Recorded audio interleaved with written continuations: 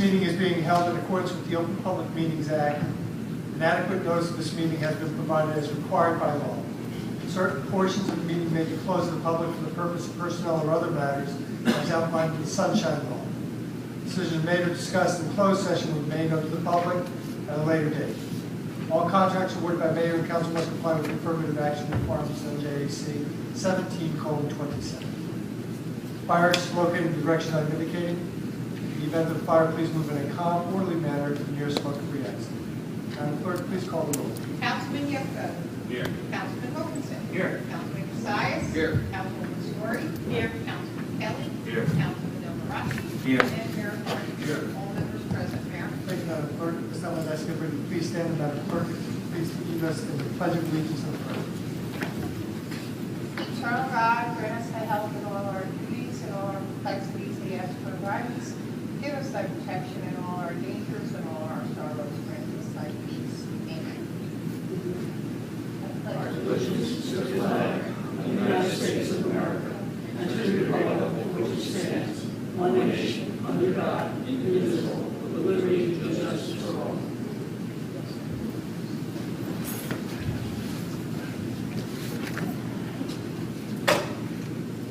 Thank you, Madam Clerk. I understand that we have some communications for this evening. Could you please tell us what they are? Yes, Mayor, we have a request from the residents of 200 block of Charlotte Terrace between East Grant and Madison Avenue to hold a block party on Saturday, July 26, 2014, from 12 noon until 8 p.m. We also have a request from the residents of the 500 block of Amsterdam and Ashford Avenue to hold a block party on Friday, July 4th, from 10 a.m. to 10 p.m. We have a request from the residents of the 400 block of Sheridan Avenue to amend their approved block party of Saturday, June 28th from 10 until 10 to include a rain date of Sunday, June 29th. And I also understand Councilman Cassius has a late request for a block party that's also been reviewed by the police department. Correct. Between Spruce Street, between East Lincoln Avenue and East Colfax Avenue, beginning at 2:30 p.m. and ending at 10 p.m. And that's a 600 block, I think. All right. Yes, the block just north of Yes. Lincoln Avenue, which is 600. Okay. That's the communications, Mayor. Okay. Is there any reason why we cannot do these en masse? Is anybody opposed to voting on them en masse? Okay. Do I hear a motion to approve all for the block party requests? Mayor, I'd like to make a motion to approve all communications. Madam Clerk, I just want to confirm that the three that you mentioned, the police department was reviewed them, and they agreed with no Yes, problem. sir. And Councilman Cassius, the fourth one, the police department was involved in. Yes, I spoke to the chief yesterday. And on all of them, all the names. That said, Madam Clerk, please call the roll. Councilman Yefko? Yes. Councilman Wilkinson? Yes. Councilman Cassius? Yes. Councilwoman Story? Yes. Councilman Kelly? Yes. Councilman Del Morachi? Yes. Those in the affirmative. Thank you, Madam Clerk. All four of the requests are united. I'll forego my report recommendations at this time, and I will go on to the certificates of proclamations. I'll begin with Kevin Murphy, who received the Rotary Governance Award. Mr. Murphy.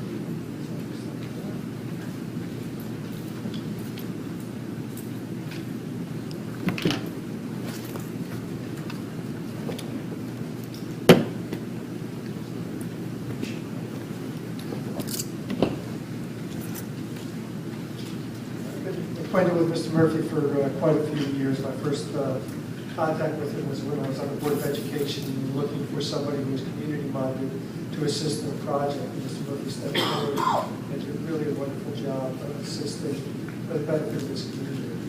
I also became aware of his service to the Rotary Club over the course of the years, which is an organization that does some phenomenal things for our residents and the residents of Roselle. We thank the Rotary Club for all their service. Mr. Murphy most recently began a project, Operation Chill Out, to assist homeless veterans and was recently awarded with the Governor's Award for the State of New Jersey Rotary. And I would like to congratulate Mr. Kevin Murphy for being the recipient of the 2014 Rotary Club Governor's Award. Thank you.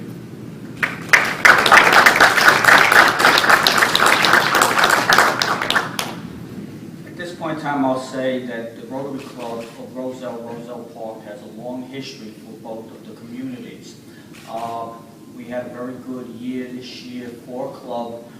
First time in a long time we were able to obtain free private matching grants, all of which were refunded right back into the boroughs of Roselle and Roselle Park in various ways.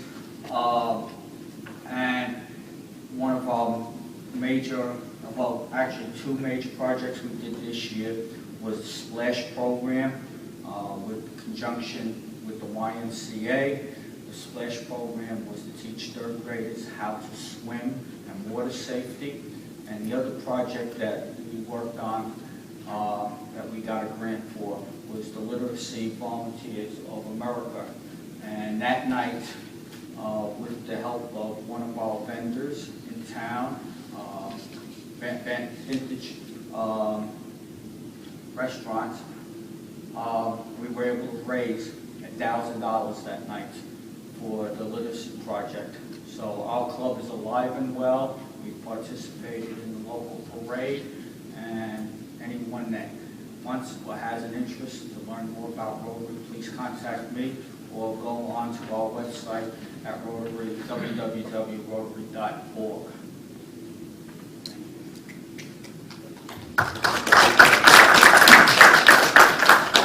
I was fortunate enough to team up with Kevin, who I've known for a good many years. And this will be our second year working together with the Operation Chill Out, which we started last year. This year, we'll be having it on June 29th. I'm sorry, June 29th. It's a Sunday from 12 to 4 p.m. We are actually getting the first aid squad involved this year, fire department involved this year, because there's over 7,400 homeless vets in the state of New Jersey. So through the Operation Chill Out, we're able to do what we can to give these homeless vets and families, they served our country, so now it's time that, we serve them. So I'm looking forward to working with Kevin again, and it should be a good turnout. This is going to be a barbecue. The only thing that we ask is that you want a hamburger, you got to bring some water, or you got to bring some bug spray or a tanning solution, something that it just goes to show. So this is what the community is all about. This is what Kevin's all about. So I'm happy to be working with him. So thank you.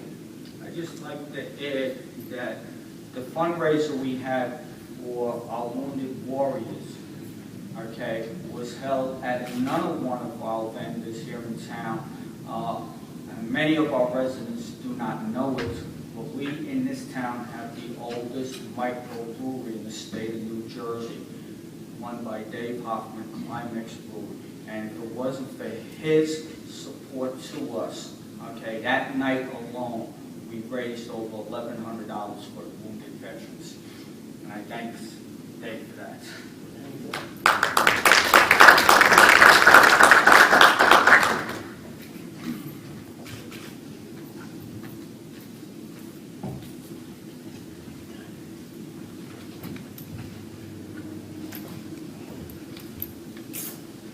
Next up, I'd like to invite the sponsors for the Veterans event that we had in town on April 1st. I think I see at least two of those sponsors here this evening. We've already mentioned David Hoffman and Climax Brewery. If you'd like to come up, please. David,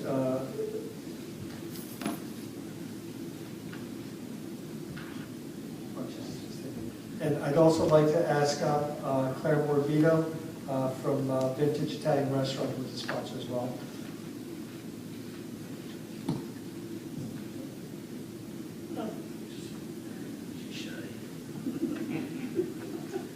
I'd like to say a few things about these two vendors, then I'll talk about the other businesses that were involved in this. Climax Brewery is the oldest brewery, microbrewery in the state of New Jersey.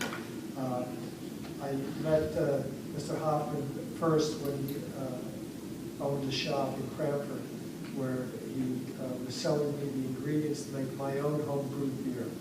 Up until that point, I had never been successful in preparing a batch, but he walked me through the process. He was patient with me, walked me through the process, and I had probably the best tasting beer that I ever had up until that point, until Climax Brewery opened up a few years later. And Climax Brewery puts out some wonderful beer. You can get that at your local World of Liquors, or you can get it some other places around the state of New Jersey. I encourage you all to try Climax Brewery's beer if you've got an opportunity to check.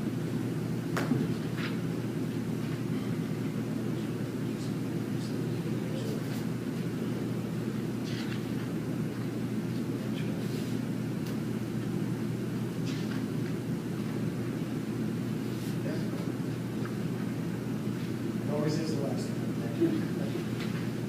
And I'd also like to thank Claire Morbito. Claire is the owner of Vintage Italian Restaurant. It's one of the newer restaurants in our community. It's on Westfield Avenue next to the bank, the Valley National Bank. It's a wonderful place. They're trying some new innovative things, anywhere from karaoke nights to, I believe they even have a poker tournament going on occasion. And they really are a wonderful place. The food is phenomenal. They do all kinds of entertainment, so we invite you all to go to Vintage Italian Restaurant at 9 West Westfield Avenue. At this time, I'd like to see if the recipients would like to say a few words about their businesses and about all the great things they do for you. Hello, I'm Dave from Climax Brewing. I'd just like to say, I'm proud to help out Kevin with his thing for the veterans. It kind of saddens my heart that there's that many homeless veterans in this state. I believe there should be no homeless veterans. These are people that stood up for our freedom and our rights. And I think as people living in the United States of America, that we should take care of them a little bit better than we do. So anytime, the veterans need anything from me, all you have to do is ask, and I'll be happy to help to the best of my ability. And I'd just like to thank you for this honor. It makes me feel that, what I'm doing is right, and it just makes me feel good. And I'd like to say thank you very much, okay?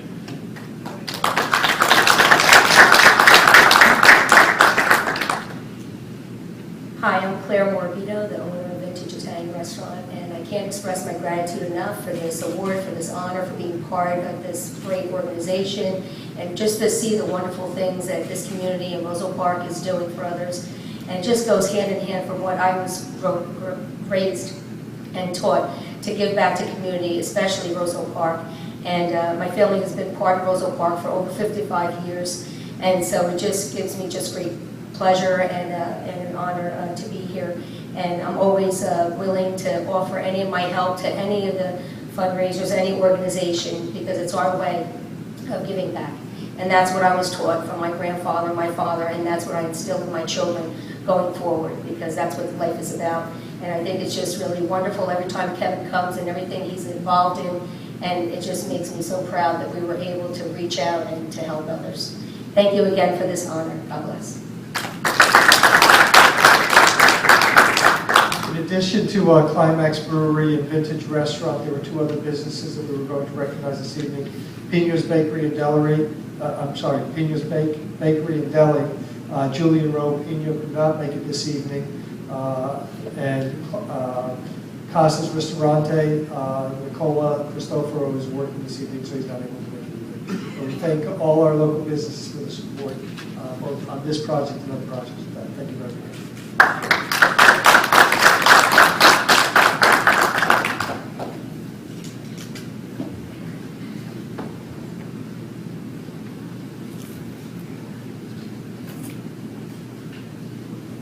Now I'd like to ask up Timothy Rita-Lewis.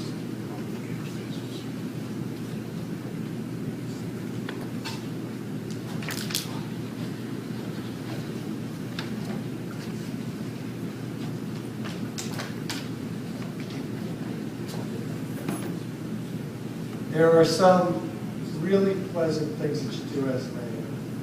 I get to read to kids at the library. I get to do weddings.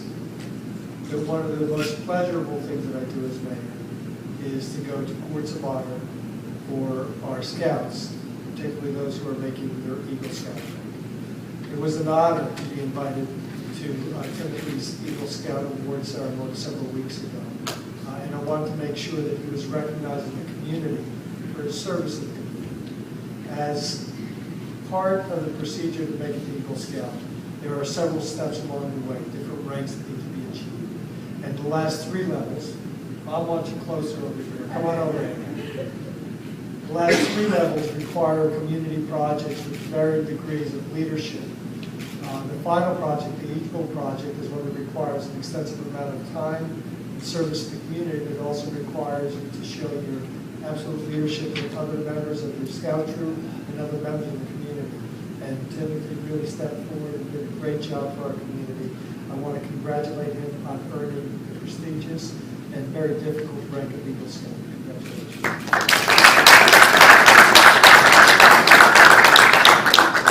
I'd like to give Timothy a proclamation that reads, whereas the Mayor and Council of the Borough of Roselle Park have been advised that Timothy V. Luz has earned the rank of Eagle Scout. And whereas the Mayor and Council wish to recognize this outstanding achievement, whereas the Mayor and Council of the Borough of Roselle Park wish to join with many friends, relatives, and fellow scouts of Timothy V. Luz in acknowledging the many years of dedication, participation, and study required in order to achieve this full scouting experience and honor. Now therefore be resolved that the Mayor and Council of the Borough of Roselle Park in the County of Union offer sincere congratulations and be it further resolved that the Mayor and Council of the Borough of Roselle Park shall place this proclamation in the record and present said proclamation to Timothy V. Luz in honor of this great achievement. Congratulations.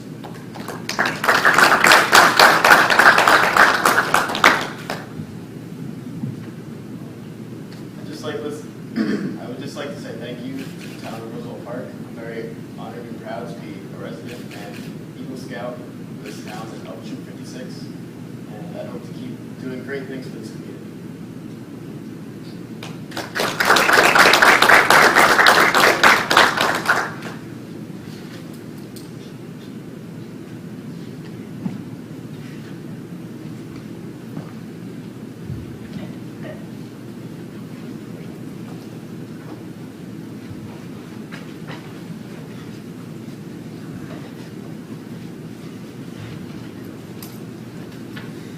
These are truly the more pleasant moments of being on the dais when you get to recognize all the great service that some of the wonderful residents of our community perform. And we thank you all again for all that you do for our community. Thank you all. At this time, I'd like to begin with our reports.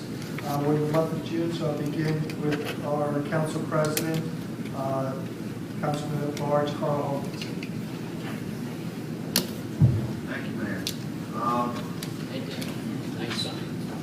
Short and sweet. There was a meeting held in New Jersey Transit over in Newark, and they are going to be doing a major overhaul in our platform in the next year. And one of the major things they're going to be doing is they're going to be putting up like a windshield type window screen, you know, to block the wind, but they're going to be done with our local artists. So we'll be keeping in touch with them. It goes up. I mean, all local artists that are going to be up there to show off their work. So that was a good thing that's happening. On Tuesday, June 17th, I attended the Board of Health meeting upstairs. If anybody wants, the minutes will be on, the information will be on the town website. And basically, upcoming events that we have, everybody will be going. On Saturday, the 21st, is the town-wide garage sale. And after that, we have to go around looking at everything, picking up everything, buying everything to our local car show, 5 to 8 down at Martin Park. This Monday, June 23rd, I have my annual meet and greet from 6 to 8 at Costa's Restaurant. All are welcome. On Thursday, June 26th, is our annual bulk of the East End. And on the next day, 27th, will be on the West End.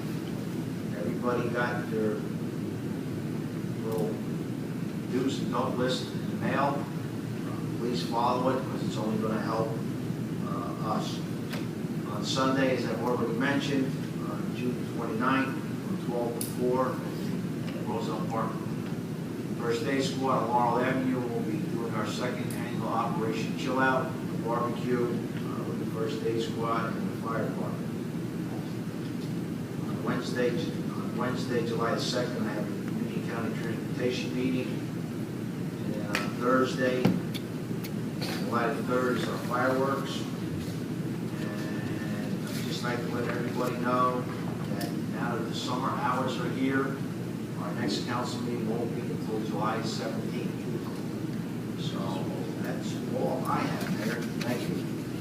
You didn't mention the repaving of Westfield Avenue.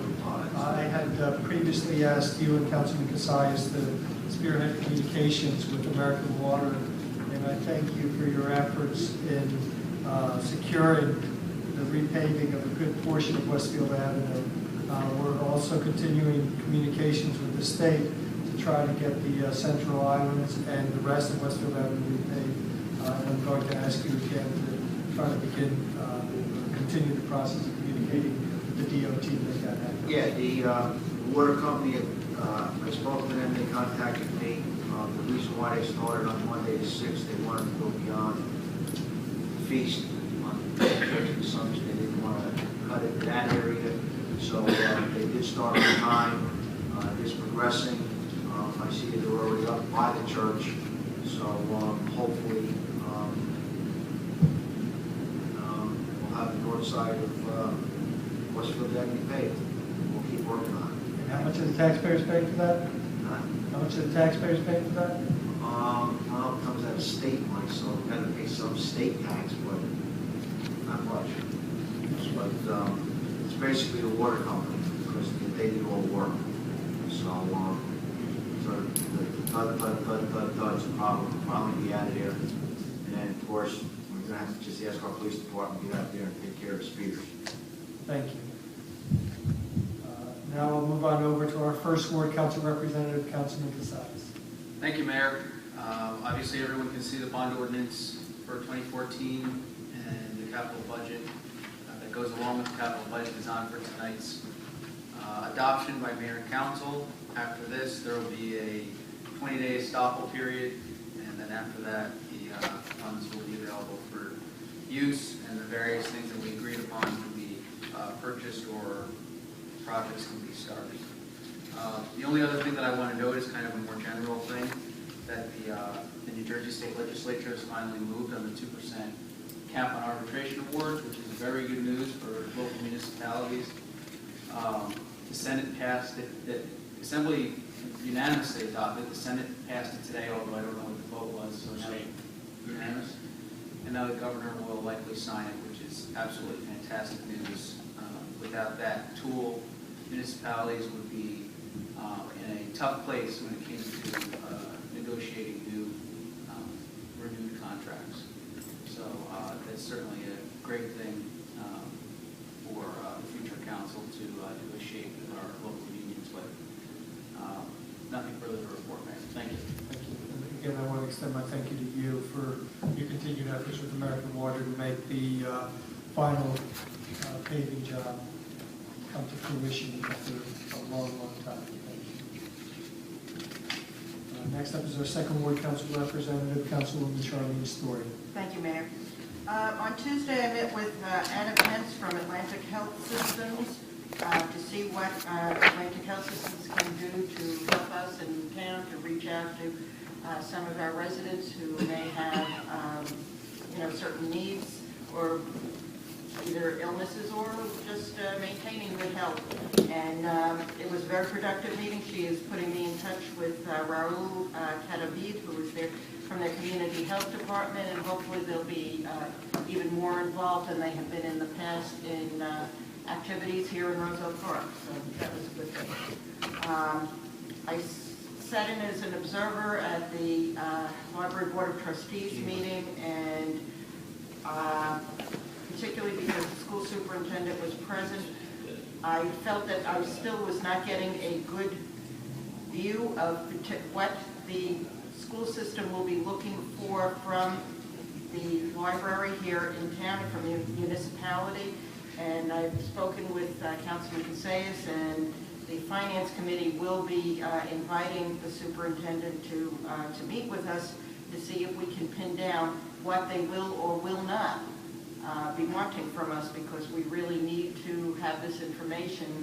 Unfortunately, the announcement of the change in their libraries was made the night before our final budget meeting, the past budget, and you know, we need more information to plan. If we don't have to do anything, that's one thing. If we do have to do something, that's another thing. But we need to find out what their definite plans are.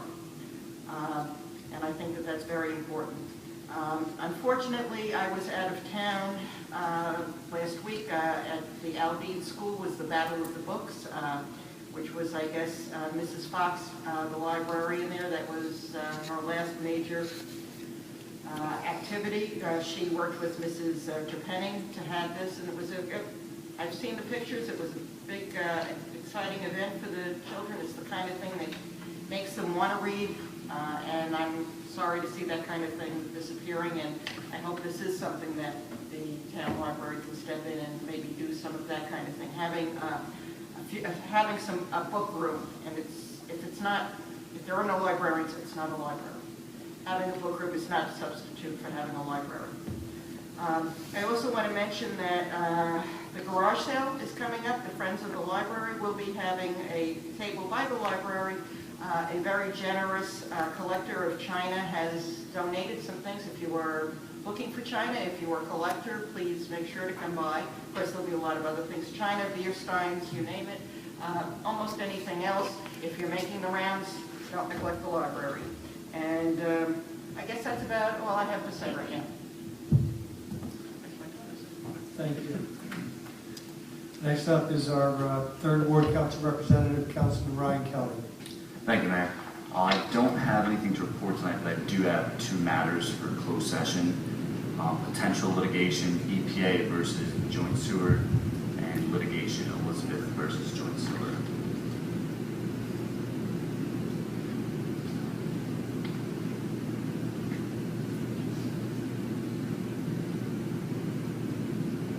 Thank you.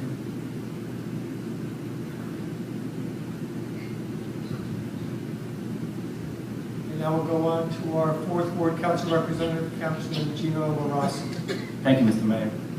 I'd like first of all to thank and congratulate Kevin Murphy and his award. Kevin and I, we worked together many, many years in the Chamber of Commerce of the Union, and he was very active member. I can say that. Kevin, again, congratulations. Lots of luck. I've been walking around my wards, meeting residents and reading and getting some feedback and working on it. I also went to Roselle Park Feast. I'd like to thank our church assumptions, Father Jim and the Knight of Columbus. They did a wonderful job. Thank you. I also on Saturday I joined RBDC collecting 11 garbage bags from Gambling Hill Road into the Port of Cranford, which is state highway cleaning. I also like to thank Alex Dalavan for his cleaning community, also with his old organization. They did also come out and clean a different section of the bottom of Roselle Park. Thank you. Finally, I'd like to hold a meeting in next month, in July, sometimes with our environmental committee, to do some improvement in our downtown Roselle Park. And I'd like to get some feedback from residents, volunteers. If anybody has an idea, please shoot me an email, send me an email, or call me my cell phone. That's all I have to report. Thank you. Thank you. Next up is Councilman Michael. Good evening, everybody. Just a couple of updates, follow-ups. Thank you, Councilman Rossi, who brought up the clean communities. I know Ms. Ballard is very proactive about it. As soon as we received the grant from the state, the funding that was available for the clean communities, right away we scheduled June 14th cleanup.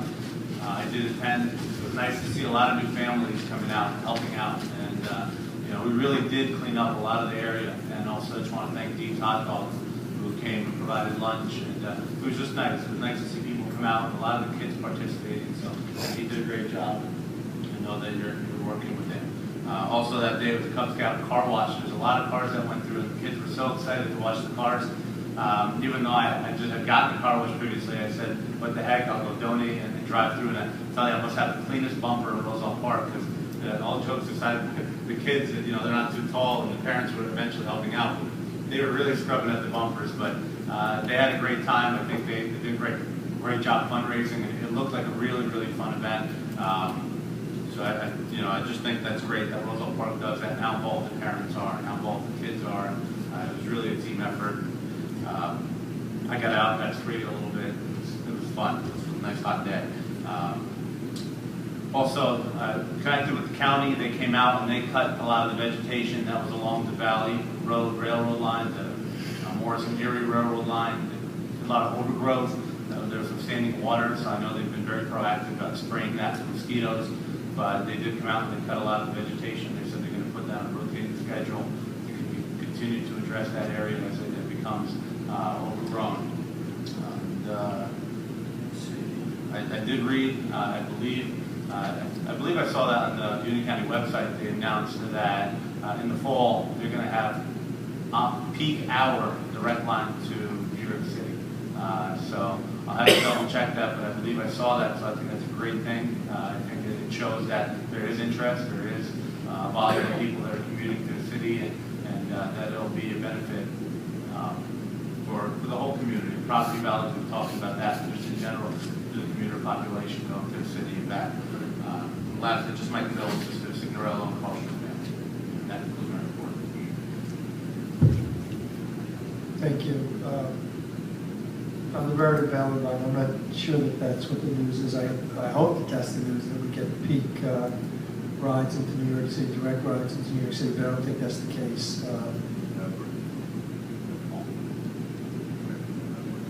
It's not for the peak hours, is it? Any chance? Weekends. I believe I saw peak, and I have to double check, but I saw that briefly, and I'll double check on that. But if it's peak hours, it would be phenomenal. I think it's great. So. Okay. Let's go ahead and do reports of the departments, and we'll begin with our librarian, Susan Callington.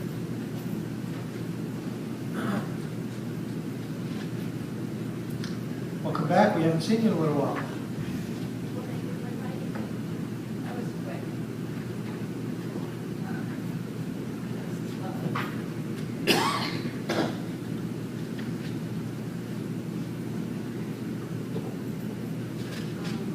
Hold the button towards you, please.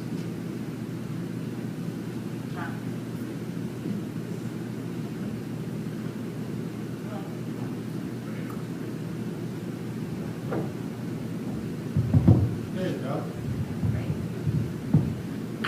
Okay, so I'm here tonight basically to talk about our summer reading program, which is always extremely successful, and the children really look forward to it. Most of the children, well, all the children now will be receiving these pamphlets in their backpack, and it describes all of the events that we're going to be having for the summer. But before I begin talking about the brochure and the programs, and I'd like to talk a little bit, like 2 sentences, about how important, the importance of public libraries as they relate to literacy. Although often taken for granted, public libraries play a major role in helping children learn to read. Parents and teachers have long asserted that regular use of the local public library improves children's reading dramatically. And I have to say, a library card is the single most empowering item your child can possess. With that card, not only they can take out books and other items, but they learn the value of responsibility and being a good citizen by returning those books after they've read them and items. Okay, so on that note, we hope to see all the children, and I hope all the children in the community get library cards. So here goes some of the events for the summer. Our theme this year is, and it's a statewide theme, it's called Fizz, Boom, Read, and it's basically a science, math theme this year. And I guess because the schools are also really pushing the nonfiction and science and math. So that's the theme. We're going to have a magic show on Monday at the Casano Center, and that'll start our programs. Then we have a mad science workshop. We have an author, Donna Visco, who's also a yoga instructor. She wrote a children's book, and she's going to be coming and talking about that and reading her book. Day of Art at the Library with Leona organizing. We're going to be setting up tables all day at the library with all different art venues that children can participate in. We have Dancing with the Stars dance lessons and yoga for kids. Family bingo night, teddy bear picnic on the lawn. And this year, iLevel Learning Center in Cranford, they also did this last year. They're going to be offering a critical thinking math hour for 8 weeks. This program enables children to develop depth perception, problem solving, reasoning skills, and covers the following study patterns: geometry, measurement, problem solving, and reasoning. And the good thing about this program is for all ages, so they tailor it to the children's abilities. We have Crazy for Crafts, nonfiction book club, Read to the Dog, conversational Spanish for kids, a series of workshops that include planting, sewing, duct tape, yarn crafts, origami, introduction to the art of pencil coloring, felt monster workshop, and of course our highly successful Lego club. Once a week there will also be help with the math children to work on their math packets that come home with them. This is also in addition to all our story times that we have throughout the weeks.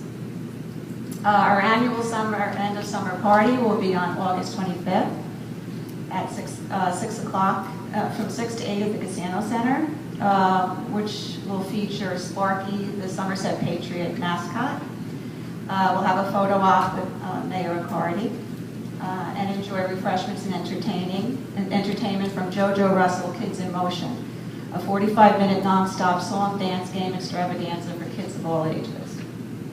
Of course, the highlight of the summer reading program are the certificates that the children earn by reading books or having books read to them if they're too young to read. With special prizes to those who have read the most books throughout the summer period.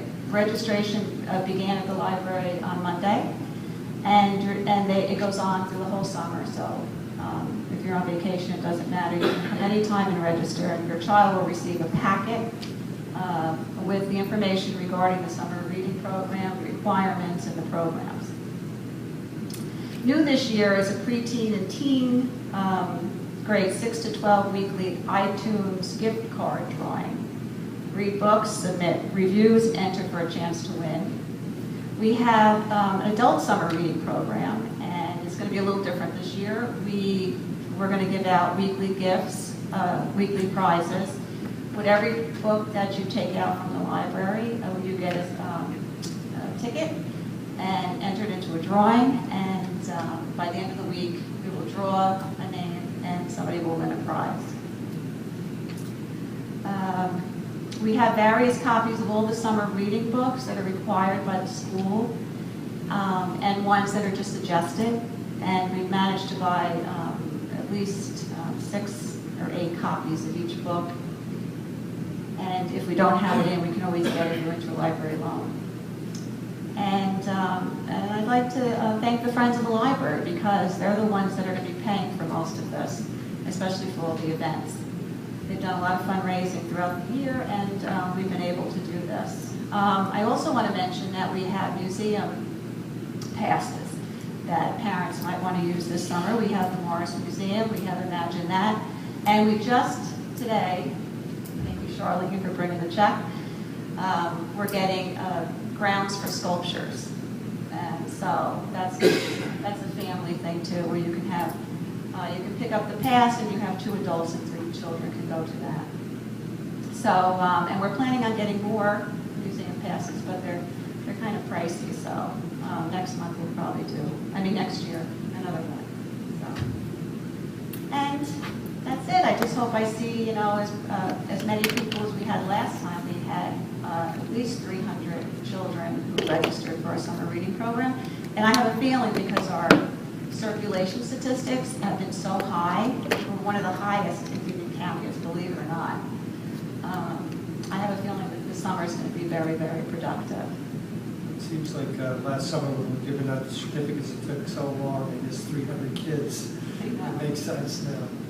I also wanted to mention that you've been proactive in dealing with the Board of Education, recognizing that there may be some additional flow into our library, and you've been very proactive in dealing with that. I thank you, and please continue to do that, because I think it's important. Sure, anything to help. Yes. It's Monday. The first one? It's Monday night. This Monday. This Monday? Yes, it's yes, this Monday.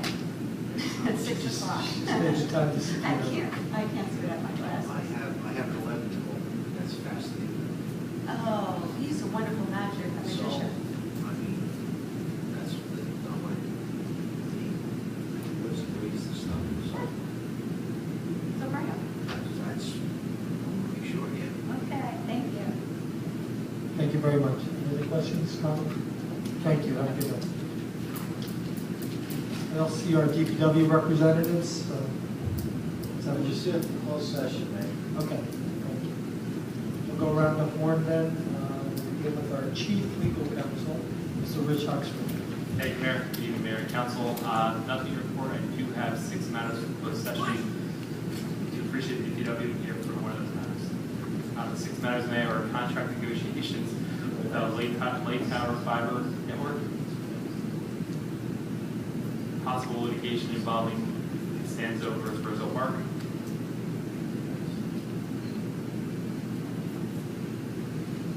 sale of borough property to Mr. and Mrs. Nikovic, potential litigation, Mr. and Mrs. Goshlet versus Roselle Park, GOTSCHLEV,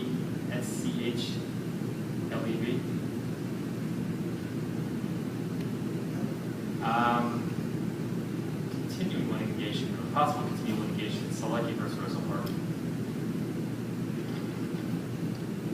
and equipment rental service versus Roselle Park.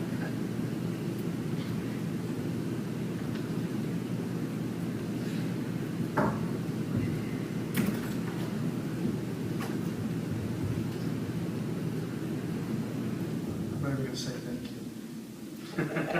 It's way too many. Okay, we'll go to our Borough Clerk, Mr. Ray Kelly. I have no items for closed. I just need guidance on the application for the grant, Kids Recreation Trust Fund grant. I would need some kind of approval or I think I know where this is going. We had previously put in an application to do some work at Acker Park, I'm sorry, not Acker Park, Aldine Park. At one point, when it became clear that it was a matching grant, there was a decision by council not to pursue any additional repairs other than anything that DPW would do in-house. At the most recent budget meetings, the conversation went on that we should do something about Aldine Park, and one of the ways to do it in an inexpensive manner is to apply for matching grants with the county. Right? yes, sir. And that application is due August 18th. And it's a dollar-for-dollar matching grant. It can be up to $150,000 match, so we could extend up to $150,000. It would come out of the capital budget, and I believe we had done a little bit under $100,000 or around $100,000 worth of work on Acker Park, and the initial plans were for a total I keep on saying Acker, I'm sorry, Aldine Park, and the total amount was somewhere in the neighborhood of $400,000. So if somebody wants to throw out, I'll open the floor for discussion on this, but we need to determine if we're going to do a matching grant. I would almost recommend that we go with as high a number as we feel comfortable with, knowing that we're going to get less than that. So I'd ask you all to chime in and tell me what your thoughts are with regard to this. If we want to do it, now's the time to make a decision about it. We can come up with a dollar. Sorry? What's the finance chair thing? What's the finance chair thing? What's our chief financial officer feel that we can? Looking for a dollar amount? Well, What do you think, Ken? Well, like the mayor had previously mentioned, we had other plans originally. Other governing bodies decided to make different decisions as the phases went on. The last phase really got cut back, and that was pretty much a decision that that's where we were going to stop. Towards the end of this year's budget meetings, it was brought back up. Now that the grant application is out, and it does allow for park renovations, because each year it does change. It's not always for the same items. Our capital budget is being presented for public hearing and adoption tonight. However, if this governing body decides that they want to go further, it would be a separate, the match would come out of capital, depending on the amount, either capital surplus, capital improvement fund money, or additional debt, depending on what you decide on doing. I've heard all different decisions or ideas out there when we were talking. Some people mentioned just a little more shrubbery and things like that. If we do something like that, we wouldn't need to apply for this grant. If you're talking more grandiose things, redoing the basketball courts, redoing that other section that's like a baseball diamond or whatever, that's a whole different animal, and we would have to, it's up to your decision. I mean, it would be potentially more debt depending on where it is. Most of the time, the matches we've gotten for just the park itself has not exceeded 50,000, and then you match it with 50,000. Depends on really what your ideas are. I'd like to remind everybody, I guess the reason why Acro Park is in the back of my mind is because that's the park that I always go back to. I know of at least 2 families that have told me that they moved to Roselle Park because they saw Acro Park being developed when they were on the train going home from work. These are 2 families that moved to our community because of the benefits of that park. And in looking at the usage of Acro Park, I can tell you that it's eye-opening to see the number of families that go there and spend an afternoon there. Aldine Park is not as comfortable right now, but it could be as comfortable as Acro Park if we did invest the proper amount of funding and make it a real asset for our community. So I ask you all to consider going for as high of an amount as you feel comfortable, recognizing again that the match will probably come in at a lower amount, and then we would have to cut back on the amount that we would be willing to invest. Mayor, could I just mention to the CFO and just confirm with each other, and just a reminder, we've been trying to control how much debt we issue per year, and luckily we've been issuing less debt than what we pay off. This year we're issuing $80,000 less. I would suggest that anything that we put in there is going to be less than $80,000, so that we are paying off a chunk of debt. But the question becomes, what does the whole council want to do? I don't know what we would really do with a $50,000 or $50,000 match, but to me, if we want to apply for anything, I would be more comfortable with $50,000 and then apply for that as a match, because we need to continue to pay off our debt, and then if we go whole hog and say, all right, we're gonna apply for $150,000, then it leaves us nowhere, and we're behind, and I don't want to leave that for anyone in the future. But I'm one person, but I'm telling you, as finance chair, I would say 50,000 would be fine with me. What we're gonna do with $50,000, you know, I don't know. You know, Maybe if I could just ask the question to the clerk and to the CFO. In the past, we've made an application and it's always come back lower. Can you give us an idea of what kind of disparity there is between the application requested and what we received? Truthfully, it's all going to matter based on how many people apply and what they're applying for. So that dictates a lot of it. So if a lot of towns want to do projects, you might ask for a $50,000 match and you can only wind up with $5,000 if that many people apply, or nothing. There is that potential. So. And we've had the engineer prepare drawings in the past, and they were over $300,000. We only did about 100 of it. If you're going to apply, most of the phases were in the neighborhood of 100, 115, somewhere at 117. So I would suggest maybe do 60 from us and 60 from them, and then the engineer can do a phase, and we can break it into phase 1 and phase 2 in case we only get 50 or 40 or 30. Maybe we could do half the project this year and then apply if they do it again next year for the other half and all the drawings and prep work's done. You know what I'm saying? no. If we apply for 60 and we get 60, we have to, you know, we can't use 30 this year. You mean And if the they third, the award us other, the whole 60? right, and the other 30 is not going to carry over. You're saying 60, and then hopefully we'll get like 20 or 30.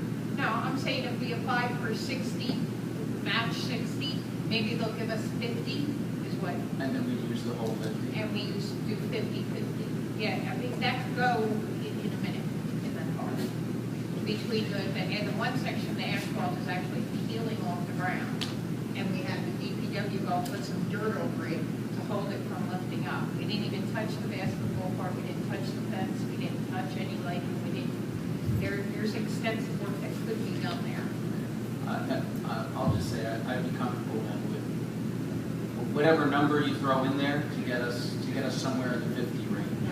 But more than that, I'm not comfortable with. If you go 50 or 60, you can use capital surplus that we have existing now. So it will not be any additional debt. So. Might I recommend going with 60, and because we're going to get cut back. We're not going to get 60 if you apply for 60. That's fine. So it would be, just for the record, if you go with 60, it's a $120,000 project, 60 grand, 60 match. I would agree with 60. I agree with 60. Yeah, I think it's, we need someone to prove it. It would be wonderful if we got to 60, but I think it's pretty unlikely that we will. So let's ask for the 60 and see how much we manage to get. No, no. Thank you. Anybody have any other feedback on the 60? Any other comments? Yeah, there's one thing I would ask is that we just can get permission for the engineer to prepare a drawing, preliminary drawing for the grant application. We only have one more meeting in July, and I don't want to wait till July 17th to start working when it's due. It'll be formalized in a resolution in the July meeting. Right. It just needs to be drawn so you can see it because it has to be presented with the drawing to the county. So I just asked if we also have photographs, because I know that I think that speaks larger volume. Existing photographs. Right. Oh, yeah, I always do that. Yeah. good. Yes. Okay. Is there anything specific you're looking for? Now is the time to speak. So we can give direction to the engineer. I guess, to me personally, I think Acker Park addresses the younger population. I've seen kids of all ages at Aldine. I know that there's a hot button issue when we talk about redoing Acker Park regarding the basketball court. I'd like to see the improvement to the basketball court there. I just know that there's a very high volume of kids that are involved in that play that, that obviously, enjoy going there and just, as we were doing the cleanup, there was a lot of cleanup, so obviously maybe some initiative for recycling there as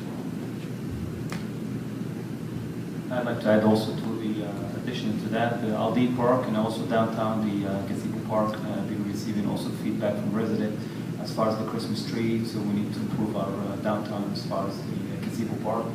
and I'll be part of those meetings as well.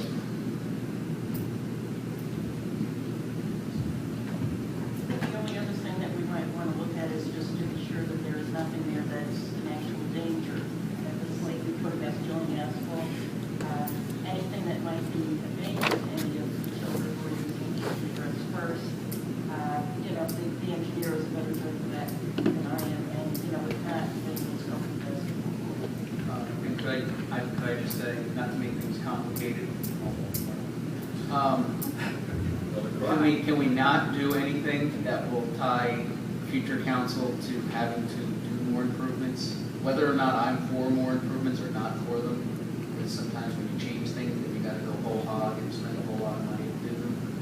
So, not that I want to chintz out, I wish everything was up to code, but that was the whole argument back when this was all kind of got a little bit derailed, that we started to do things, and every time we do something, we got pulled into a new regulation, and then a new regulation, and it is exactly a domino effect. So I just want everyone to be mindful of that potential. I agree with the councilman, but when I was getting phone calls, some of the stuff that people were asking for, I think, I don't want to say minor, but it could be like, you want more shrubbery, you got the trees coming in, some bushes, so I think maybe these things that we could be, Small things definitely go a long way. well, I'm just saying, the bushes, the trees, there was a little bit of concrete work that, maybe we can add that in as part of the phase when we do the sidewalk program, plant the trees.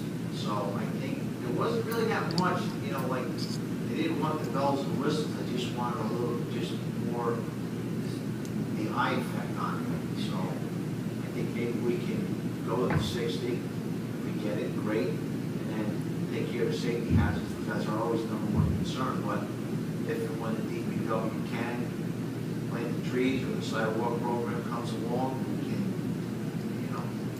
tackle that. Thank you. Excuse me, Mayor, I just want to add one more thing.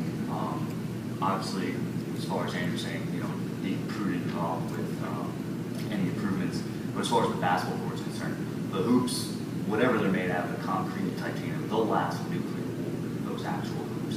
But absolutely, the court's in desperate need of improvements for safety reasons as well. There's, the size of the issues on the pavement there could be compared to some of the potholes we experienced this past winter around town. So if possible, especially with the grant, I would absolutely support any type of improvement to the pavement on the basketball court, and absolutely anything Councilman Hoganson said as far as any minor improvements we could do as well with shrubbery. I don't think anybody would have an issue with that. Thank you. Okay, is that all you have? Yes, sir. Thank you. And now we'll go to our Chief Financial Officer, Mr. Kendall. Thank you, Mayor. Just a reminder, sewer bills are out, and they're due by July 1st. And I have one matter for closed session, personnel matter with court contract negotiations.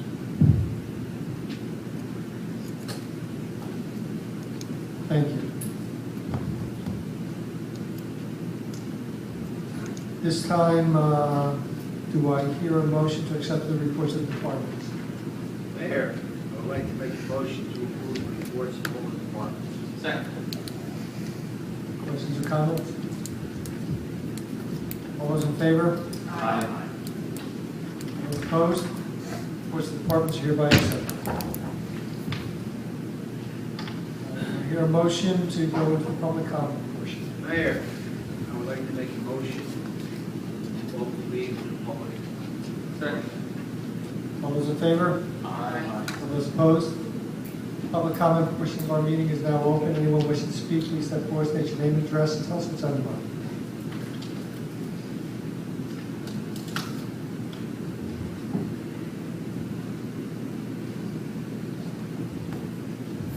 Leona Suffer, 22 East Westfield Avenue. I have a couple of events I would like to announce. This Saturday, come and get some bargains at the Bumblebee Craft and Flea Market at the Church of the Assumption. It'll be in the parking lot, 113 Jago Place from 8 a.m. to 3 p.m. On Tuesday, June 24th, a new exhibit will be opening up at the Casano Community Center. It's a photography exhibit. It's called Summer in Roselle Park, a Fun Place to Be.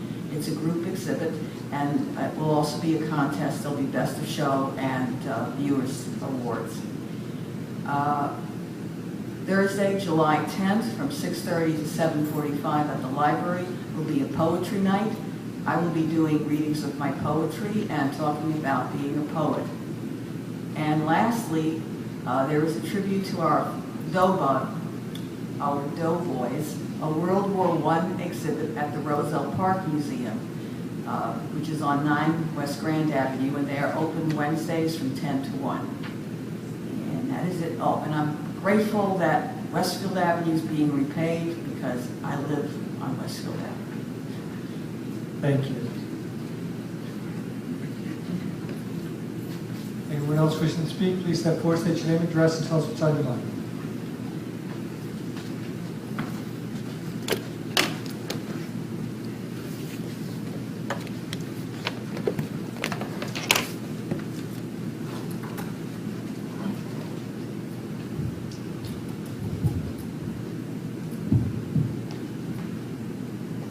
Jacob McGarrett, 612 Sheridan Avenue, Roselle Park. Ladies and gentlemen, the audience, viewing audience, members of the council, good evening.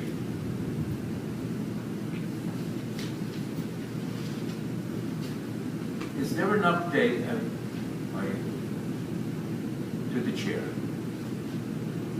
Is there an update for netting under the railroad bridge on Chestnut Street? This is the third request for an update. Number 2, to the chair. Actually, when are we going to have fireworks? July 3rd, 4th, 5th, or whatever? The 3rd of July?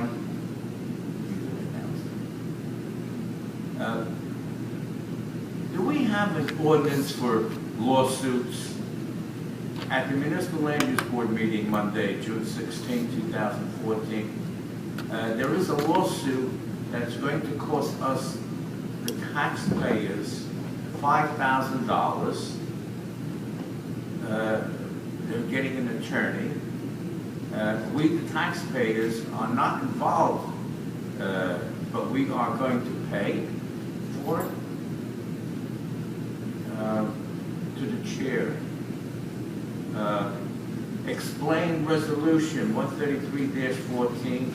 Site remediation professional for the service for the senior citizen housing at 180 West Webster Avenue.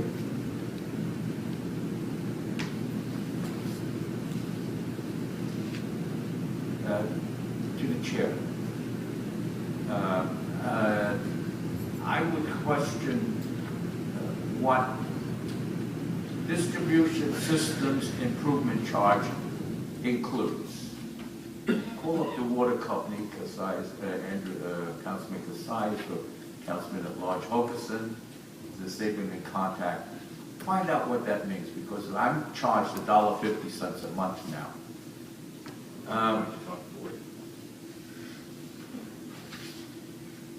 And you folks are looking for grant money for Aldine. How about if you go back to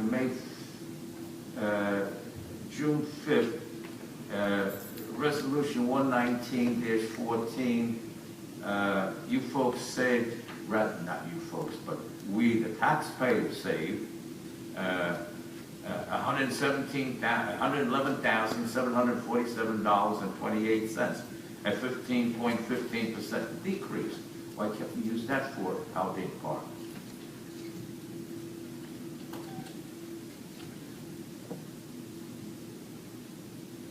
Okay. Okay. Netting under the bridge, I believe that our DPW went over there and did some preliminary corrective action. The netting was hanging. They trimmed back the portions that were hanging, and we requested New Jersey Transit come back and do the repairs so that way we don't have a pigeon problem under the bridge. We're going to have fireworks on July 3rd. You asked if there's an ordinance for lawsuits. I'm not sure what you mean. I mean, we have a responsibility and obligation to defend in any legal action that's taken. And we're going to do what we need to do to make sure that that happens for the benefit of all taxpayers. You asked about Resolution 133-14. 133-14 is designating a specific company to do remediation for the senior housing site located at 180 West Webster Avenue here in Roselle Park. We know that there are some environmental issues that needs to be addressed. There will be addressed. Can you explain that? At no cost to the borough. At no cost to the borough of Roselle Park. The remediation. By law, Mr. Madera, you need to have a licensed site remediation professional for that site because there's work that has to be done. The agreement between this company and Domus, because Domus is going to pay any cost incurred for the report to be done and the investigation to be done. So this is at no cost to the Borough of Roselle Park. We're just authorizing the agreement between Domus and the company because we're the property owner.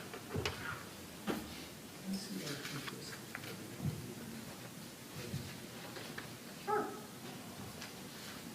You then brought up Resolution 119-14 with regard to a grant that we received, and why can't we put that towards Albion Park? It wasn't a grant, it was savings. That was, he's referencing the return from East Grand Avenue change order. We're receiving $24,490 in a CDBG grant dated September 1st, 2014. We're receiving $1,000 on a grant on September 1st, 2014.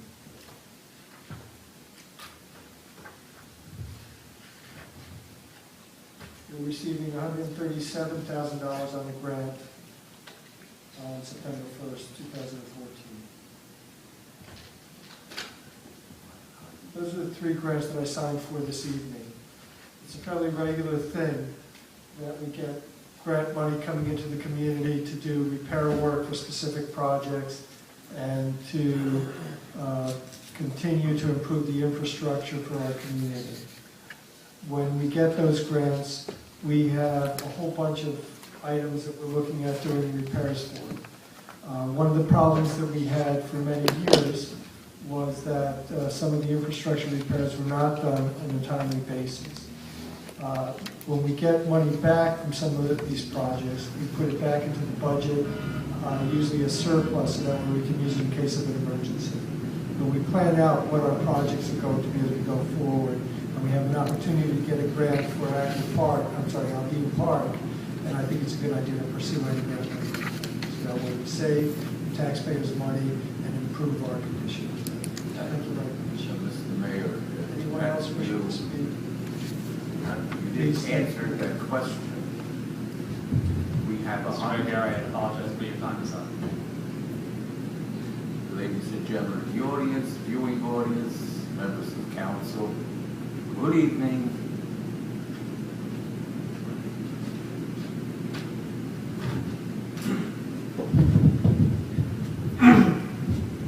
This all appears in 150 Berwyn Street.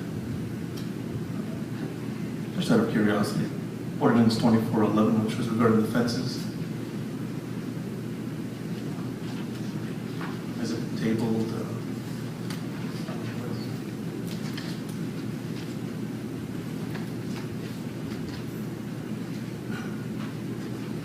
It skips from 10 to 12. All right, that's fine. Maybe it went to the, because I don't recall it being a municipal land use for review or something. Okay.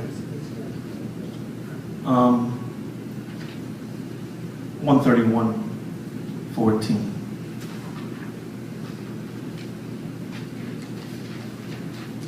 Is there, that's revenue coming into the borough? That is the existing agreement that was with the Board of Education for the Youth Center. They rented out for the academy. However, we have a separate recreation program with them. That as long as that program is an agreement, we waive the $5,000 annual rental fee. So this is just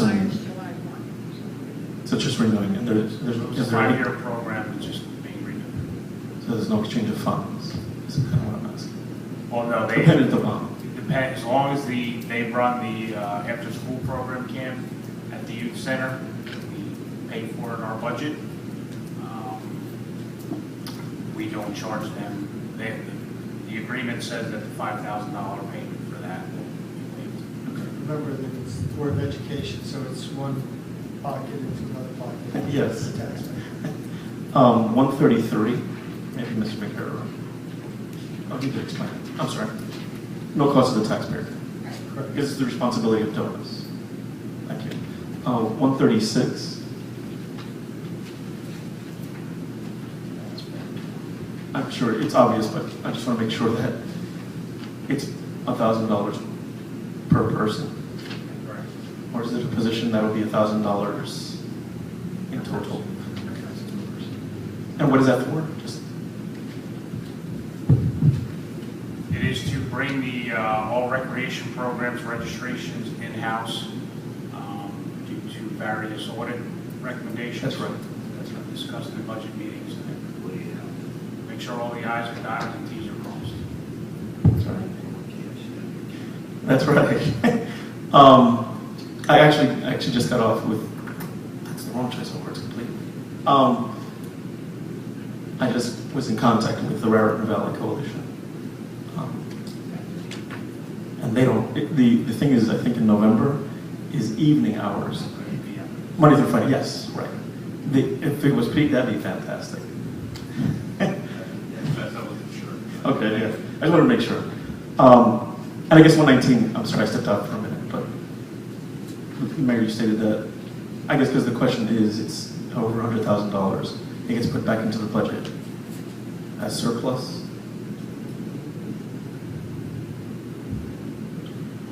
Right now, that program, that resolution was passed reducing it. The project has not been completely closed out. Once projects get completely closed out, we review them on an annual basis. Then depending on where all the funding came from, it will get canceled. More than likely, that will get canceled to surplus. As I had mentioned previously with that $60,000, that will be coming out of surplus. So that 111, if it does get fully canceled to surplus, will go to surplus to replenish the 60 we're going to use. So you can kind of say it's there. Right, exactly. It's like running a household budget. Right. A refund or a rebate, you try to figure out where it's best served, and sometimes you put it aside. So I guess, the question that Mr. McCarroll was asking is kind of in line with what you guys were thinking. If it gets put back into the surplus, because you said that was one of the options to be used. Currently, right now, we have the 60,000 available in surplus, and that's what I recommended to use as the matters. Of course, we got to get that grant, but hopefully we get it. And I guess my other question, or my last point, is regarding the statements that Councilwoman Story made regarding the library. And I know you were there yesterday, but I'm not kind of sure what you were saying, that having book room is no substitution for a librarian. What they're saying is that they're going to have, they're calling it a media room, and they're going to, keep the books in with the computers. And to me, it's a book room. It's not, if you don't have a librarian, you don't have they're talking about relying on volunteers and training people. And to me, I think, it's a book room. It's a book room where they are keeping the books. They do not have a librarian. It is not a library. But it is a book room now. Children go once a week at all but one of the schools to do a book exchange. And they have various events such as the Battle of Books, things like that. And I think that there's a significant difference. Obviously, you don't. No, because I think that there's a very significant difference. And all I can say is if I had a kid in the elementary schools, well, I wouldn't have a kid in the elementary schools. I'd be homeschooling. is that the way it stands now, all the children go to the library once a week. And there are other events such as the Battle of the Books and so on that the librarians determine what books are purchased. And do you really think that a volunteer who's trained for a half an hour in the morning, first of all, if it lasts, which was a point that was brought up by former Mayor Diorio last night, and I just don't see that as a substitute, but that's my opinion. Right, no. Your opinion about it, I have my opinion about it. But I guess my underlying question, for a better word, is that, as the mayor stated, all money gets from the taxpayers. I mean, at the end of the day, it all comes from us. It comes from you, it comes from everyone, and Yes, but it comes from, if some of that responsibility is shifted to the Veterans Memorial Library, then it comes from our budget, and I have to be concerned about our budget and our money of the borough of Roselle Park. The school is concerned about the budget, how they allocate their money from there, so this is, even though ultimately if they can't come from the same source, we have to see, all of us up here, how much money, how much is this affecting it? Do we need to put more money into the library? Do we not need to? These are things that this is our fiduciary responsibility. At the end of the day, we're going to do everything we can, both the Board of Education and Mayor and Council, to do the responsible thing. And that generally involves reviewing all possibilities for funding. If there's more of a chance of getting federal or state funding by the Board of Education for some of the services that might need to be increased at the library, we have an agreement in concept with the Board of Education and the superintendent in particular to try to make that work out for the betterment of the community without incurring additional costs for the community. So we are exploring some of the alternatives. Anyone else wishing to speak, please step forward, state your name and address, and tell us what's on your mind.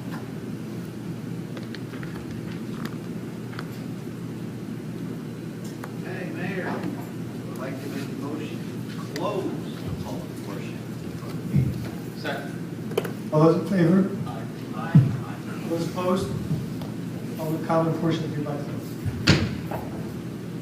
I believe we have minutes from the June 5th meeting. I will entertain a motion in a second. Mayor, I would like to make a motion that the minutes be approved upon any corrections. Second. Any questions or comments on the minutes? All those in favor? Aye. Those opposed? Those are hereby approved. Motion on bills and payroll?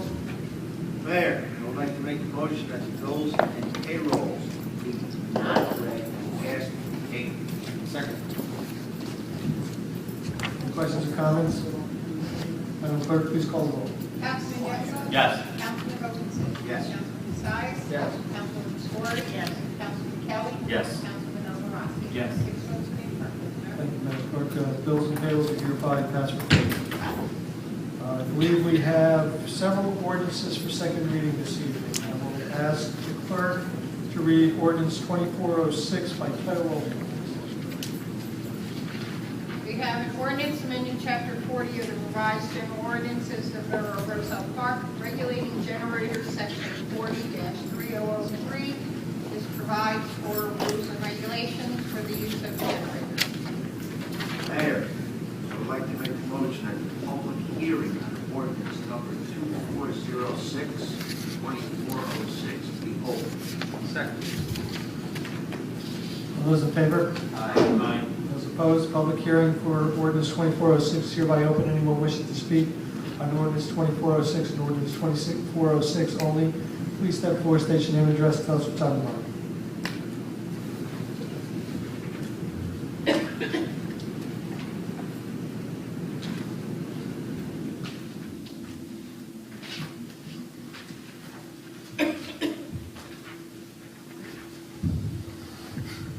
Sol appears on 150 Berlin Street. Just to clarify, I guess, this is what will allow people to have generators legally. There's a reference to an application fee or a permit fee, but there's no monetary amount, is that? I'm referring to section L5.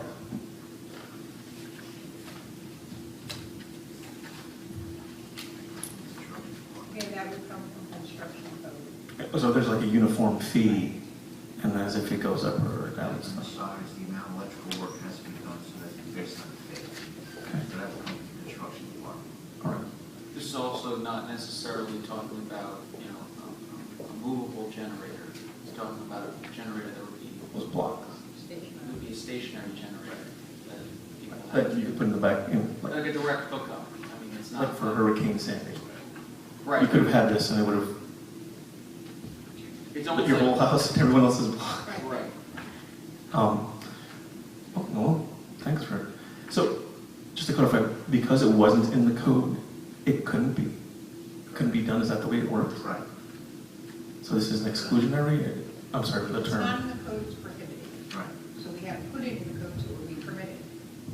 But that's not for everything, is it? Yeah. Yeah. If you want to put a windmill in your backyard right now, it's not in our code book, it would have to be denied. Then we have to go through the whole process. That's just an example. I'm sorry, I'm getting off topic. It's not, that's for another question and answer. But, okay, so the permit. What's that? Windmill question? Yeah, I'm gonna be tackling that question. So the permit will be required, and will people have to come before the board, or is this just one of those things that's like, hey, we know what it is, as long as you follow these rules, whatever the fee is, that's what it will apply? Okay, right, as with anything else that requires a permit. It offsets, Okay. your property lines, yeah, that all comes through construction. But if for some reason it isn't within this, then you would have to go for a variance. Very much. Right. Thank you very much.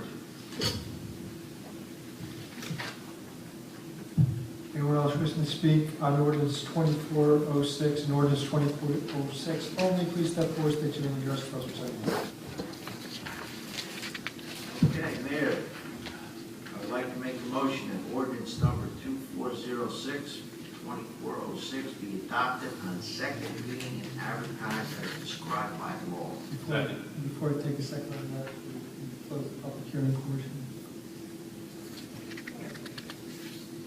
Oh, I'm sorry, Mayor, I'd like to make a motion that we close the public hearing on ordinance 2406. All those in favor? Aye.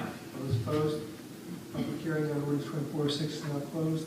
And I think we already have a motion in a second on the ordinance itself. Any questions or comments about the ordinance?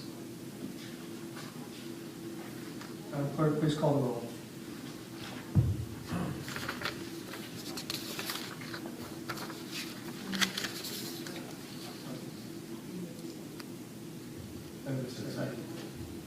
That was to close. Second, I vote. Oh, I'm sorry. Okay. Councilman Youngblood? Yes. Councilman Hogenson? Yes. Councilman Desai? Yes. Councilwoman Story? Yes. Councilman Kelly? Yes. And Councilman Alvarado? Yes. 6 votes in the affirmative, Mayor. Thank you, Madam Clerk. Ordinance 2406 hereby approved.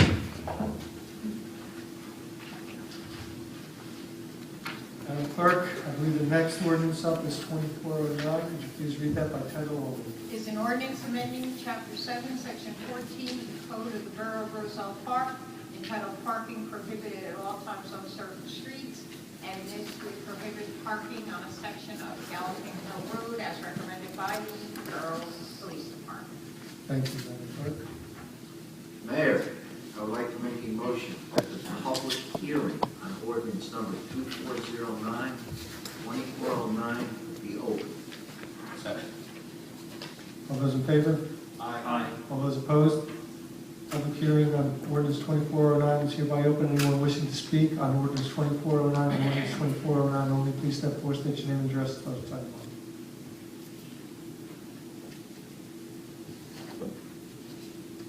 No? Yes? Okay, Mayor, I'd like to make a motion to close the public hearing on ordinance number 2409, 2409. Second. All those in favor? Aye. All those opposed? Public hearing portion on 2409 is now closed. Mayor, I would like to make a motion that ordinance number 2409, 2409 be adopted on second reading and advertised as prescribed by law.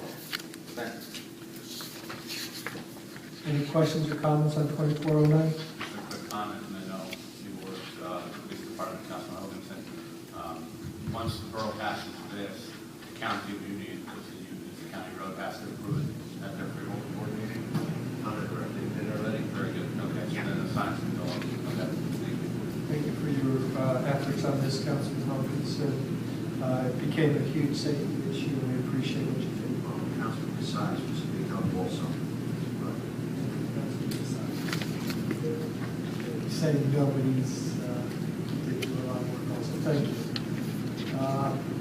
Any other questions or comments? Clerk, please call the roll. Councilman Yeagerlo? Yes. Councilman Wilkinson? Yes. Councilman Casais? Yes. Councilwoman Story? Yes. Councilman Kelly? Yes. And Councilman Ahmad? Yes. Thank you, Madam Clerk. Ordinance 24 unanimously by approved. Madam Clerk, can you please read ordinance 2410 by title? An ordinance to mandate direct deposit for municipal employees by the Borough of Roselle Park pursuant to Chapter 152-14. Thank you, Madam Clerk. Mayor, I would like to make a motion that the public hearing on ordinance number 2410, 2410 be open. Second. All those in favor? Aye. All those opposed? Public hearing on ordinance 2410 is hereby open. Anyone wishing to speak, please step forward. State your name and address, tell us what's on your mind with regard to ordinance 2410. Saul Kears on 150 Berlin Street. Just because. This is the stupid ordinance. This is stupid ordinance. Okay, from what I'm gathering, it's direct deposit. Or nothing, ever. Or But nothing, ever. you can request to have it exempt, but then the borough has to write a resolution to exempt you for good cause. Is there any other reason this is, why do you say it's a stupid ordinance? Because, well, the backstory behind it is that if you have direct deposit, if you didn't pass this ordinance, no one can ever have direct deposit, ever. In your municipality. You can stop right there. I get it, okay. So this is like an exclusionary law version of the state. If it's not written, it doesn't happen. So they wrote it, so now it's gonna happen. So you couldn't have direct deposit because it wasn't written in the books. So you could have direct deposit before. You could either have direct deposit as an employee or not. Now, you either everyone has to have it or no one can have it. Ever again. If you had direct deposit before, so say, because I get a paycheck as a councilman, if I had direct deposit before this, I'm sorry, if I had direct deposit before the deadline to pass this, I could keep the direct deposit.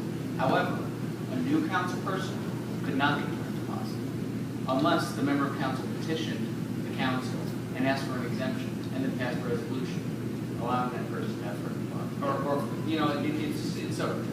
It's an extremely clumsy way for the state to push everybody toward direct deposit. The governments, from the federal government with Social Security to state governments, have been trying to push people toward direct deposit for many years because it's a terrific savings in terms of issuing checks. However, It's also, I mean, in my opinion, it's also much safer having once found somebody else's Social Security check in a catalog I was going through in my mail, but that's another issue. But it's a terrific money saver, and this is a way, I'm sure, of pushing the municipalities towards doing that, but it's an incredibly clumsy and wrong-headed way to do it, in my opinion. However, and I agree with that it would be a savings. However, most municipalities still issue a paper stub. No. Is this one of them? Most of, I would say. How would you guys write a resolution to not do that? I would say 90 to 95%. How would you guys don't do that? Because there's an additional cost in doing that too. To not having a paper To stub. have it processed in electronic form, and then distributed to everyone in electronic form. Do you guys get paid twice a week? Twice a week. Bi-weekly? Bi-weekly. You get paid bi-weekly, right? Is that the same? Okay, thank you very much. Anyone else wishing to speak on ordinance 2410, please step forward, state your name and address, and tell us what's on your mind. Mayor, I would like to make a motion to close the public hearing on ordinance number 2410, 2410. All those in favor? Aye. All those opposed? Public hearing on ordinance 2410 is hereby closed. Mayor, I would like to make a motion that ordinance number 2410-2010 be adopted on second reading and advertised as prescribed by law. Second. Any questions or comments? Madam Clerk, please call the roll. Councilman Yocumbo. Yes. Councilman Hoganson. Yes. Councilman Sides. Yes. Councilman Story. Yes. Councilman Kelly. Yes. And Councilman Roselle. Yes. 6 votes in the affirmative. Thank you, Madam Clerk. Ordinance 2410 is hereby approved. And could I just, very quickly, I just want to note that I've already spoken with the Chief Financial Officer. He actually brought it to my attention that all employees will be issued a memo about this ordinance and the change, just so that everyone's aware of this ordinance regarding their pay options, receiving their pay, so everyone knows for our employees. Next up is ordinance 2412. Madam Clerk, please. Bond ordinance providing an appropriation of $1,765,000 for various capital improvements by and for the Borough of Roselle Park in the County of Union, New Jersey, and authorizing the issuance of $1,300,000 in voluntary notes to the borough for financing part of the appropriation. Thank you, Madam Clerk. Mayor, I would like to make a motion that the public hearing on ordinance number 2412 be opened. Second. All those in favor? Aye. All those opposed? Public hearing portion of ordinance 2412 is now open. Anyone wishing to speak on ordinance 2412 and ordinance 2412 only, please step forward. State your name and address and tell us what's on your mind.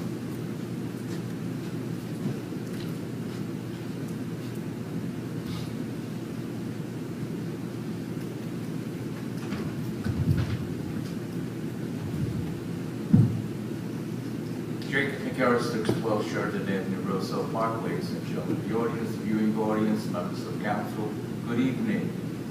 To the chair, this question is for our chief financial officer, Mr. Blunt.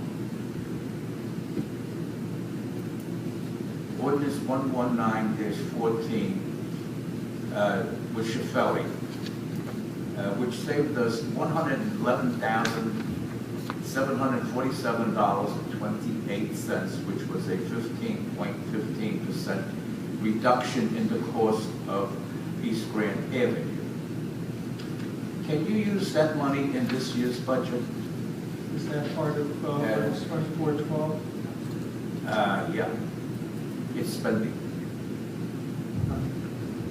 I'm sorry, Mr. McGarry, I'm not trying to be rude in any way, but your comments must be restricted to ordinance 2412. I'm trying to help. I'm asking the question because it's my money, it's taxpayers' money, and we would like to know, I would like to know, and I'm sure those watching, if we're getting any reception on channel 32, which is a waste of time. We haven't had it on for 2 weeks. Mr. McGarry. The public portion is on the bond ordinance. Your question is not about the bond. But I'm just explaining what the people want. I understand the frustration, but your question is not pursuant to the bond ordinance. Thank you, Councilman Casais. Now will I get back to the Chief Financial Officer? Mayor, as chairman, as per Robert's rules, you run the meeting, you are the chair. If you rule Mr. Chair's question out of order, which I believe you did, so that with your discretion. I don't know what it has to do with ordinance 2412. If I can explain the relationship to ordinance 2412, I'll certainly entertain it.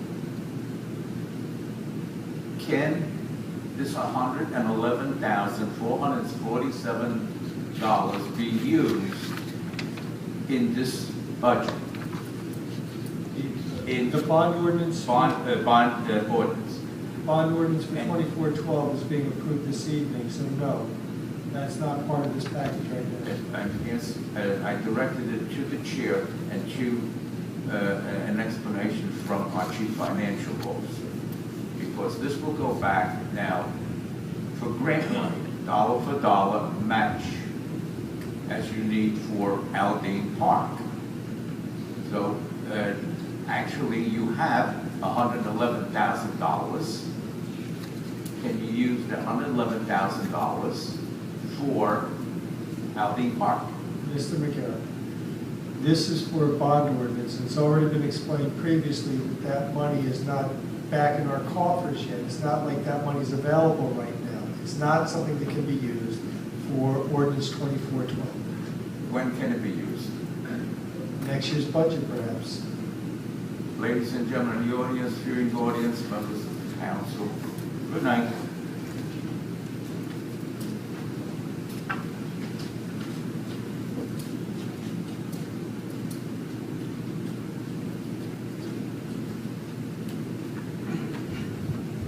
Saul Kirsten, 150 Berwyn Street.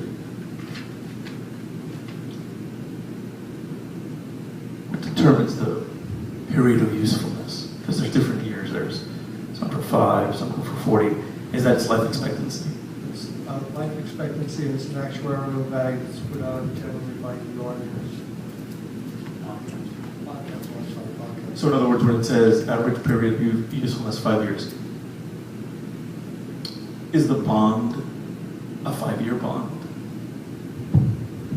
Because I know They're all averaged together to come up with, so when we actually go out for bond sale and you group ordinances together, which we normally do, then bond council takes the weighted average and comes up with the useful life, the average useful life, so that you cannot exceed bonds past that time. Normally, they wind up around 15 years. or are these averaging, are they all weighted to be 15 years altogether? Is that? I guess my question is, and I don't mean to interrupt, but Usually equipment's given 5 years. Okay. Major infrastructure is 40 years, so things like that. If you think about it in terms of things that you get around the house, The house, a car, you don't want to get a 10-year loan on a car because cars probably won't last 10 years, and the value of the car decreases. You get a 5-year loan Right. or a 6-year loan maximum for a car. For a mortgage, you go with a 15 or 30-year. There are 40-year mortgages. Get them California 100-year mortgages. Sorry? Get them California 100-year mortgages. That was great. Okay, So but just to clarify, if you look further down in the ordinance, under section C, section 6, part B, okay, the average useful life of this ordinance is 12.77 years. So if technically, say we went out just for a bond sale for this ordinance and this ordinance only, it cannot exceed 12 years. so when you put it out, it would be a 12-year bond. It would be a 12-year bond, correct? And these are packaged all together. It's kind of like a refinance. In other words, using the mayor's example, some people pay their car separately, some people pay their mortgage separately, but then some people refinance, put everything together, and just have one payment. Well, each ordinance is considered in Correct. sections, but this ordinance in total, the first section is 5 years, and it's 13.85 years. Weighted together is 12.77. Right, but what I'm saying is there's no check being paid out for the first section. That needs to be paid in 5 years. You're saying all these get bulked. Right. You go for a bond sale. Usually we group other ordinances together, 2 or 3 years worth, put it together, that average is put together, and then depending on where it is. No grouping can be less than 5 years, is that correct? Correct. It has to have a 5-year useful life. Is there anything that's 5 years, less than 5 years? No, it can't be. Okay. And the difference between... Technically, a police car. A regular police car is not allowed to be a capital item unless it's a 4-wheel drive SUV. The difference between the first column of the appropriation and the second is the difference between what it costs and what we're paying, correct? The 1.3 is what the municipality is going to pay. The 1.3, the second column is an estimated maximum amount of bonds or notes. That's the debt we're issuing. What we're paying out. Or what we're budgeting to pay out. That's the debt. What we're budgeting to pay out is $1,765,000, which is made up of, you have to have a 5% down payment, grants, and then the difference is our debt. Okay. And then once this is passed, the second the gavel hits, 20 days later, these projects can begin. As long as there's no objection. No objection to what? No objection to the bond ordinance. That's the estoppel. Right. Somebody could petition to stop the bond ordinance. You mean like someone from the public? That's never happened, has it? No, and it won't. Nice. Nice, Gestapo. But 20 days after this is done, then these resurgent projects, I guess. Technically, in our meeting in July, we can start, if this is passed. Then you would issue resolutions, right?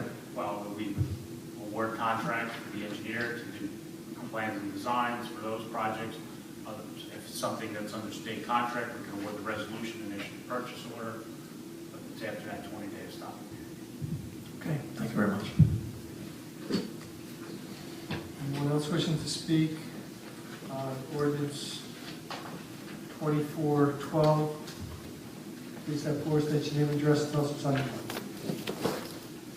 Mayor, I would like to make a motion to close the public hearing on ordinance number 2410-2412. Second. All those in favor? Aye. All those opposed? Public hearing on ordinance 2412 is now closed. Mayor, I would like to make a motion that ordinance number 2412-2412 be adopted on second reading and advertised as prescribed by law. Any questions or comments on ordinance 2412? Just a reminder for the council that we do have a request out to the departments that next year, or actually, I think it's October 1st, the deadline for the 5-year plan. So that will hopefully be the council in creating next year's capital budget and bond ordinance. Any other questions or comments? Madam Clerk, please call the roll. Councilman Yakovov? Yes. Councilman Wilkinson? Yes. Councilman Casais? Yes. Councilwoman Story? Yes. Councilman Kelly? Yes. And Councilman Alvarado? Yes. 6 votes in the affirmative. Thank you, Madam Clerk. Ordinance 2412 is hereby approved. Now, I also understand this is an ordinance for introduction this evening. Madam Clerk, can you please read ordinance 2413 by title only? It is an ordinance establishing the position and fixing the salary of recreation registration collectors. Excuse me.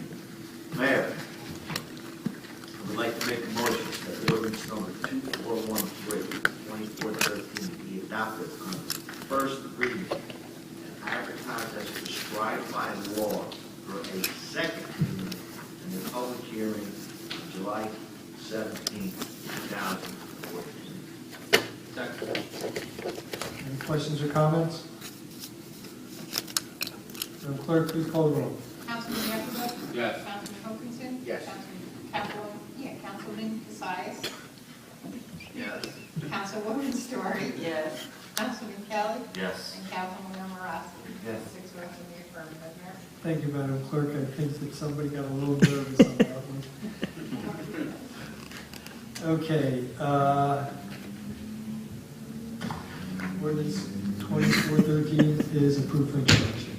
At this time, we're going to go into our consent agenda. All matters are considered to be routine and non-controversial, and they will be approved by one motion. There will be no separate discussion of each one of these items unless a member of the governing body requests that it be removed from the consent agenda, in which case it will be added on in the normal sequence on the agenda at a later time. Madam Clerk, can you please read resolutions 128-14 through 138-14? 12814, accepting the resignation of Joseph Moretta from the position of electrical inspector effective June 26, 2014.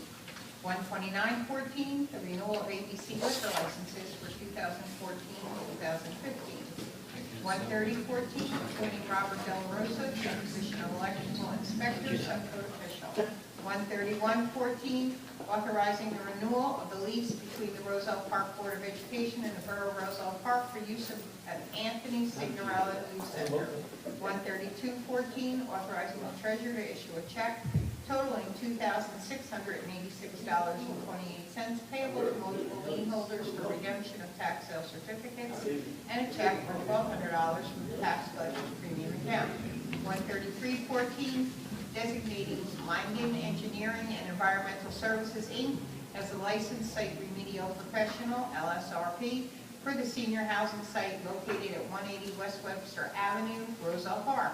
13414, authorizing the renewal and issuance of plenary retail consumption license 201533 012004, Gourmet Food Merchant, LLC, trading as The Castle, 147 Westfield Avenue, Roselle Park, with special conditions.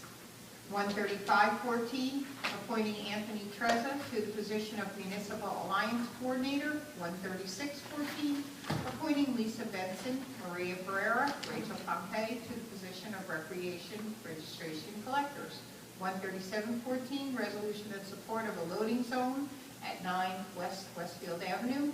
13814, authorizing the donation of a 2007 Ford Crown Victoria to the Roselle Park First Aid Squad. Does anybody wish any of these items to be removed from the consent agenda? Mayor, I would like to remove 134-14. I just have a quick question on the resolution. Anything else? Do I hear a motion and a second on Resolution 128-14 through 133-14 and 135-14 through 138-14? Mayor, I would like to make that motion to approve the resolutions on the consent agenda as was just described. Get a second.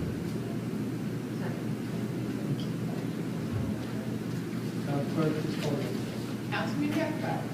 Yes. Councilman Hogenson. Yes. Councilman Casais. Yes. Councilwoman Story. Yes. Councilman Kelly. Yes. Councilman Almarazzi. Yes. 6 votes in the affirmative, Mayor. Thank you, Madam Clerk. Resolution 128-14, 129, 130, 131, 132, 133, 135, 136, 137, and 138-14 are hereby approved. I hear a motion on 134-14. Make that motion.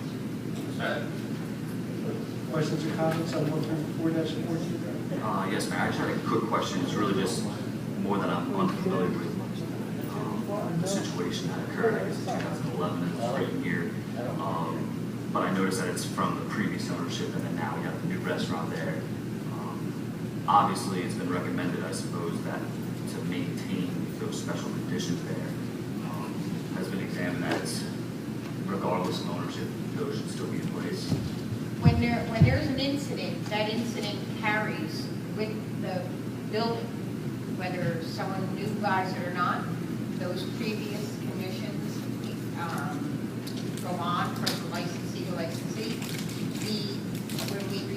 When we actually transferred the license, those conditions were a part of the transfer. So until they are removed, and I'm not sure that the police chief would want to remove them since they require the need for 8 other municipalities to come in and assist because of the amount of people that were brought into events. The police department wants a list of all parties so they know whether there's 500 people there or 200 people there, and then the chief would make the determination of whether or not he feels additional security is required or there's a need to not repeat incidents. So at this point, the conditions are staying until someone. Okay, I appreciate it. And they also want to make sure that the garden area is not a licensed part of the building, that they don't have alcohol outside and they don't have loud music outside because there's a special needs child in the area. And even though they were requested not to have outside amplified music, it kept happening and happening. So they don't want that the neighborhood to be disturbed at 2 o'clock in the morning with a band playing outside in the garden or on the patio, so those conditions. Thank you. Any other questions or comments? Clerk, please call the roll. Councilman Yaffa? Yes. Councilman Hogenson? Yes. Councilman Casais? Yes. Councilwoman Story? Yes. Councilman Kelly? Yes. Councilman Almarazzi? Yes. 6 votes in the affirmative, Mayor. Thank you, Madam Clerk. Resolution 134-14 is hereby approved. Are there any matters for referral to committee or council? One announcement I'd like to make is there are 2 openings on the Library Board of Trustees. I'm entertaining names. The openings become available on July 1st, so I'd like to make my appointments as soon as possible. If anybody knows of anybody that's interested in joining the Library Board of Trustees, please have them contact me so that way I can review their credentials and discuss the positions with them. Is there anything else for this evening's meeting before we go into closed session? Whereas the Mayor and Council of the Borough of Roselle Park wish to discuss matters which are described in the New Jersey Open Public Meetings Act, Sunshine Law, JSA, Echo 4-12, as the general nature. The subjects to be discussed in closed session are personnel matter involving the construction department, negotiations on a property in the Borough of Roselle Park, personnel matter involving the court clerk position, potential litigation with regard to equipment rental, potential litigation EPA versus joint sewer, litigation Elizabeth versus joint sewer, contract negotiations, Light Tower Fiber, possible litigation Costanzo versus Roselle Park, sale of borough property to Nicollet, potential litigation Goshlift versus Roselle Park, continuing litigation Selecki versus Roselle Park. Did I get them all? Whereas the time, when, and the circumstances under which the items discussed in closed session will be disclosed to the public at a future time, now therefore will be resolved. The Mayor and Council of the Borough of Roselle Park adjourn the open portion of this meeting and open a closed portion of the meeting to discuss the above items. Do I hear a motion to go to closed? Motion to go closed. All those in favor? Aye. All those opposed? We go in closed session. Thank you, everybody. Okay, we're back in open. In closed session, we discussed the following items: the personnel matter regarding the construction department, personnel matter regarding court administrator, litigation involving equipment rental versus Roselle Park, potential litigation EPA versus joint meeting, litigation Elizabeth versus joint meeting, contract negotiations with Light Tower Fiber, possible litigation Costanzo versus Roselle Park, sale of borough property to the Nicolets, potential litigation Goshley versus Roselle Park, continuing litigation Selecki versus Roselle Park. We cannot reach a conclusion of any.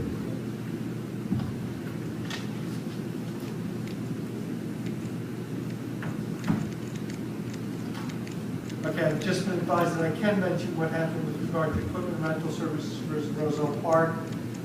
We did receive the court's decision, and the decision was that we need to allow equipment rental back on the job to do their recycling pickup again.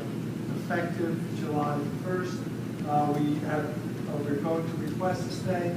We're going to continue negotiations with them and potentially appeal the decision, but no decision has been made further than what the court decision is. That's correct. Are there any other questions or comments? Anything else to discuss this evening? Make the motion to close the meeting. Adjourn. All those in favor? Aye. Aye. Opposed? The meeting is hereby adjourned. Thank you, everybody.